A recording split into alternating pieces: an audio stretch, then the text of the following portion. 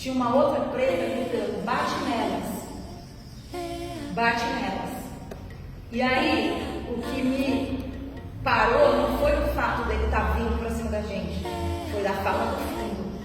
Mulher empoderada tem que apanhar, bate nelas. E aí, eu falei assim, cara, alguma coisa que eu não tô sabendo falar, que eu não tô sabendo dialogar, que tem uma de nós reproduzindo o diálogo de quem não vive. Davalu Kangenda, yeah. Vejo hoje a gente tem um centralismo extremamente envelhecido e masculino. Como a gente tem enxergado essa ausência de pautas feministas negras dentro dessa perspectiva de um sindicalismo que se propõe a radical.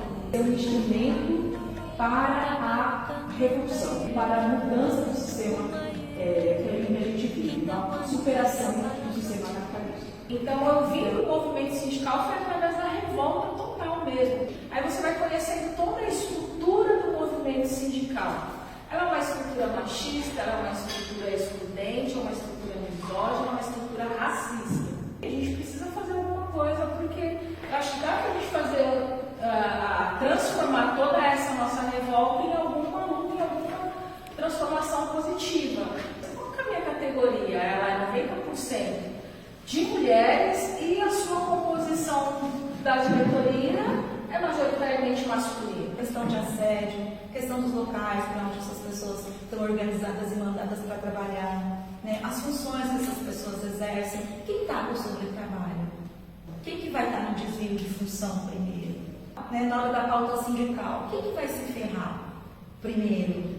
Né? Na hora que a gente perde a bonada, na hora que a gente perde a folga, quem é os auxiliares de enfermagem? São mulheres pretas que perderam o direito à folga e que hoje precisam trabalhar doente.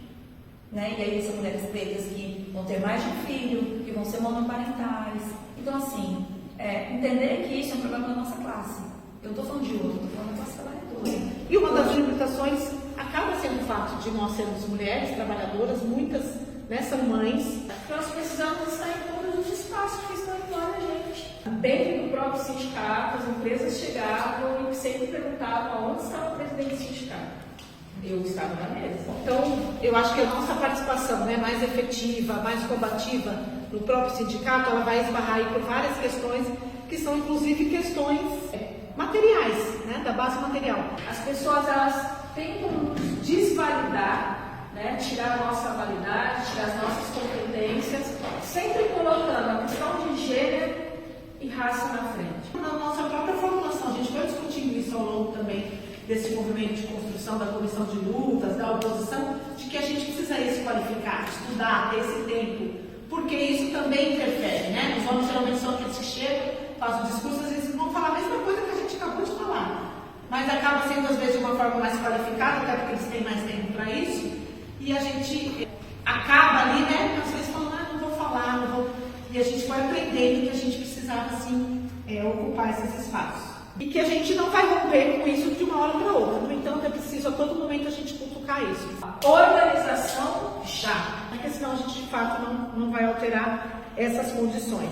É óbvio que elas são alteradas pelo modo de produção, pela questão estrutural, pela própria forma como a sociedade é organizada, no seu modo de produzir a vida, mas a gente, enquanto militantes do sindicato, a gente precisa ir a todo momento ir abrindo essas brechas aí.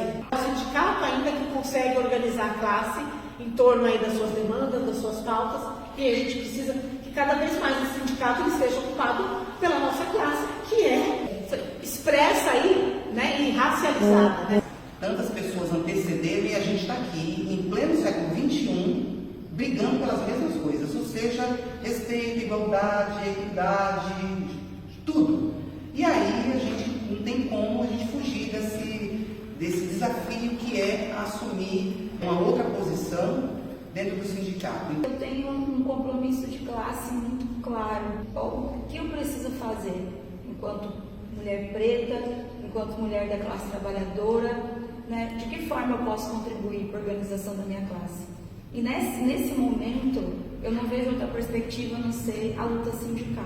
Embora ela tenha todos os limites que a luta sindical coloque, de pauta econômica, ela ainda é a forma melhor para você poder dialogar com os trabalhadores e trabalhadoras. Foi aonde eu consegui me aproximar, por exemplo, dos setores mais inferiorizados na minha categoria. Eu estou em São Vicente, a cidade mais periférica, com a maior população de pretos, e isso também incide no serviço público.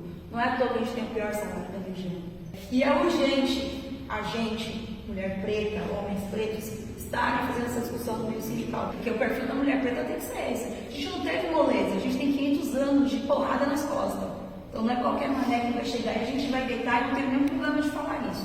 E não tem problema de, em alguns momentos, passar pela preta raivosa, porque é assim que eu me importo. Eu preciso, a sociedade exige que eu me importe dessa maneira. A gente, de alguma forma, conseguiu colocar alguma semente. Ah, foi maravilhoso? Claro que não. Mas a participação de mulheres em direito na eleição superou as expectativas. Porque é um campo majoritariamente masculino, machista, misógino. Não é um campo preparado. Mas para nós mulheres pretas, a gente não é aplicada para discutir política. Eu tenho essa esperança de algum dia, que não seja eu, seja outros momentos do sindicato, consiga ter essa mesa mais feliz. Kimboleto